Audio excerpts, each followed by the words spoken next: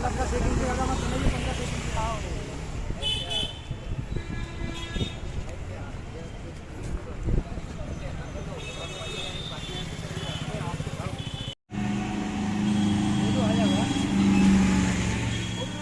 में ज्ञापन देना था, लेकिन हम जब जैसे ही कलेक्ट्रेट गेट पर आए तो वहाँ पर तैनात पुलिसकर्मियों ने हमें रोक लिया, कहा कि आप अंदर नहीं जा सकते। तो हमने उनको समझाया कि हम शांतिपूर्वक ज्ञापन देंगे और जो भारत बंद का कार्यक्रम है ये पूरी तरह से सफल हुआ है, क्योंकि ज़्यादातर जो व्यापारी भाई थे उन्होंने भी इस बात को समझा कि किसानों की मांगें बिल्कुल जायज़ हैं और इसकी वजह से उन्होंने अपने प्रतिष्ठान स्वयं ही बंद रखे। और जब कलेक्ट्रेट पर आए उन्होंने मतलब कहते हैं पुलिसकर्मियों ने हमें रोकने की कोशिश की, तो हमने वहीं पर कलेक्ट्रेट गेट जो था हमने जाम कर दिया, पूरी तरह से बंद कर दिया।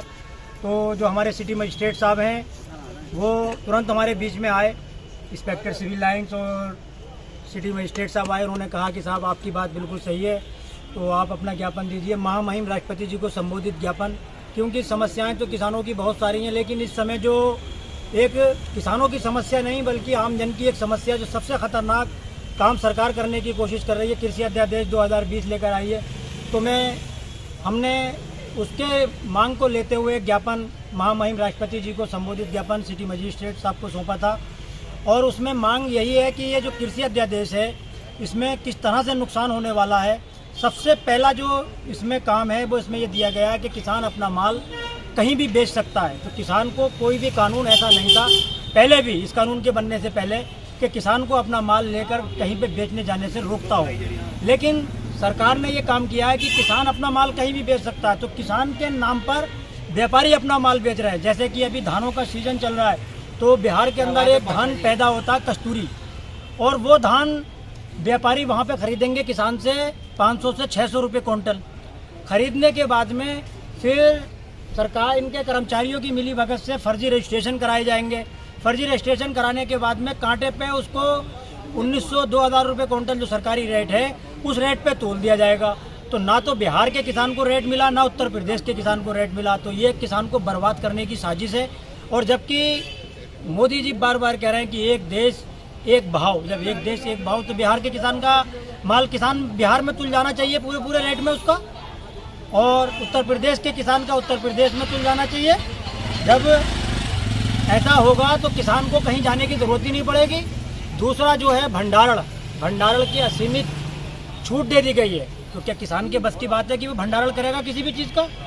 किसान भंडारण नहीं कर सकता, भंडारण करेंगे व्यापारी।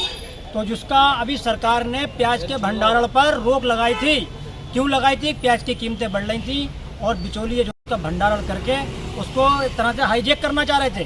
तो दूसरा कानून इस तरह का है कि वो भंडारण की असीमित छूट दे रहा है, जिसमें क्या होगा कि जब किसान के पास माल होगा तो 2 रुपये किलो प्याज, आलू 5 रुपये किलो खरीद लिया जाएगा, और जैसे ही व्यापारियों के हाथ में पहुंचेगा तो उसके रेट वो अपने मनमाफिक कीमत पे बेचेंगे।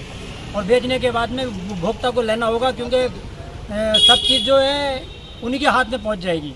और तीसरा जो है कॉन्ट्रैक्ट फार्मिंग को बढ़ावा दिया जा रहा है। और कॉन्ट्रैक्ट फार्मिंग इतना बढ़ावा दिया जा रहा है कि कॉन्ट्रैक्ट फार्मिंग करने के बाद में फिर जो न्यूनतम समर्थन मूल्य सरकार तय करती है वो पूरी तरह समाप्त हो जाएगा। तो जब पूरी तरह समाप्त हो जाएगा तो उससे क्या होगा कि जैसे कि आपका आलू है, आलू मतलब कहते हैं कॉन्ट्रैक्ट के शर्तों के अनुसार उसने आपका 50 रुपये किलो का आलू का मान लिया, भाव तय कर लिया, लेकिन उसमें क्वालिटी का फ़र्क दिखाकर वो आपका 5 रुपये किलो आलू खरीद लेगा। और ख़रीदने के बाद में उस आलू को, जैसे कि चिप्स देखिए, चिप्स में एक चिप्स में जो चिप्स का पैकेट होता है 10 रुपये वाला, उसमें पूरा एक आलू नहीं होता और उसकी कीमत होती है 10 रुपया। तो उसके वजन अगर तोला जाए तो शायद 10 या 20 ग्राम होता होगा। तो इस तरह से 10 रुपये का जो एक चिप्स का पैकेट है, 10 ग्राम के हिसाब से 1000 रुपये किलो लगभग वो उसका आलू का कीमत हो गया। 1000 रुपये किलो बेच रहा है वो व्यापारी और आप खरीद रहे हो। वही हाल अगर, और चिप्स खाए बिना आप जी सकते हो, लेकिन रोटी खाए बिना आप नहीं जी सकते। तो लड़ाई जो चल रही है इस तरह से रोटी की चल रही है। और जो आपको आम जन को जो मिलता है ये उचित दर की दुकान पर 2 रुपये किलो गेहूँ और 3 रुपये किलो चावल, तो यह MSP पे जो सरकार खरीद करती है वही चीज़ मिलती है। और जब MSP ही समाप्त हो जाएगी, पूरी तरह कॉन्ट्रैक्ट फार्मिंग को बढ़ावा मिलके कॉन्ट्रैक्ट की शर्तों के अनुसार या व्यापारियों के हाथ में माल पहुंच जाएगा, सरकार के हाथ में कुछ खरीदने के लिए होगा ही नहीं, तो सरकार कहां से देगी।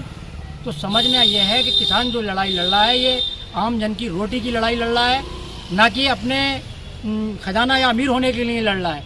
तो सरकार को चाहिए, क्योंकि हमारे भारत के प्रधानमंत्री 2014 के चुनावी घोषणाओं में बड़े जोर शोर से नारा लगाया था कि जैसे ही हमारी सरकार बनती है हम 100 दिन के अंदर अंदर स्वामीनाथन आयोग की सिफारिश लागू कर देंगे। किसान की सारी जंग खत्म, अब स्वामीनाथन आयोग की सिफारिश लागू करो, एमएसपी को कानून के दायरे में लाओ।